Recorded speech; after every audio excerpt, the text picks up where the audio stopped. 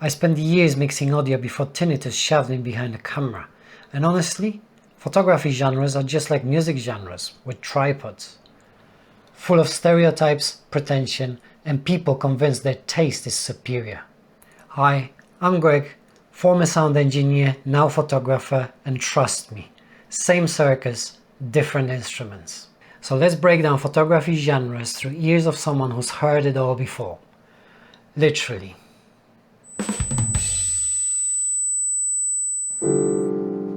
Street photography is jazz. Improvised, pretentious, and everyone claims to get it while wondering what the hell is going on. 3 hours standing in a doorway, waiting for the decisive moment which never comes. At least jazz musicians get paid for standing around. Street photographers get a blurry man in a hat. And don't you dare crop, adjust the exposure, and suddenly you're John Coltrane.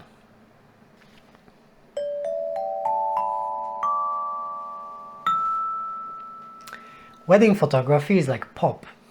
Formulaic, crowd-pleasing, and secretly soul-crushing for the artist.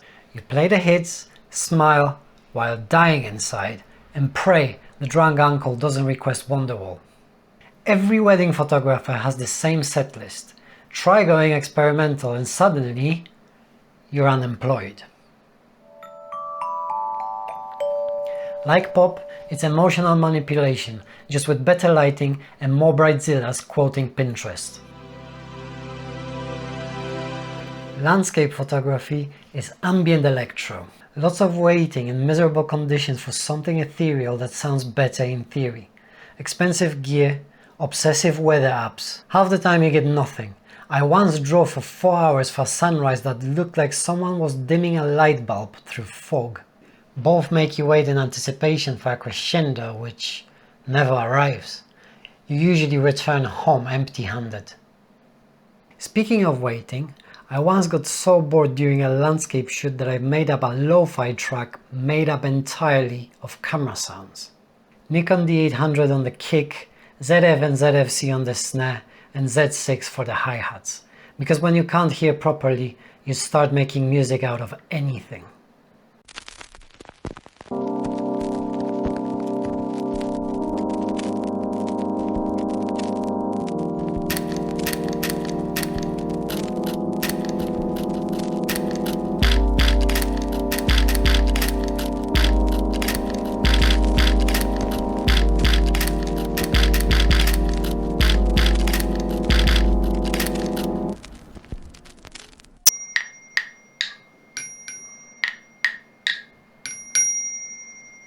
Fine art photography is like experimental avant-garde. Incomprehensible, and it requires 500-word artist statement to explain why a blurry tree is actually about capitalism. This piece explores the post-industrial dialectic. It's a tree, mate. You photographed a bloody tree. Here, accessibility is selling out. If people enjoy it immediately, you have failed. Architecture photography is classical music. Structured, impressive, mostly appreciated by people who wear glasses. One tourist in the shot and now your symphony has a kazoo solo. Add a scaffolding tower and your cathedral is now a building site. Also requires a tilt-shift lens the size of a lunchbox, because perspective correction is apparently sexier than Viagra.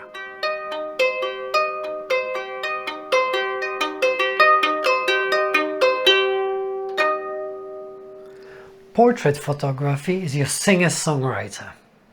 And I don't have a guitar, so I brought a koto.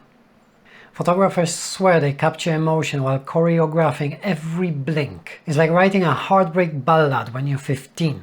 Dramatic, poetic, and completely made up. Singer-songwriters have 3 chords and the truth. Portrait photographers have 3 lights and Photoshop. Oh, and an 85mm lens that they think makes them Annie Leibovitz.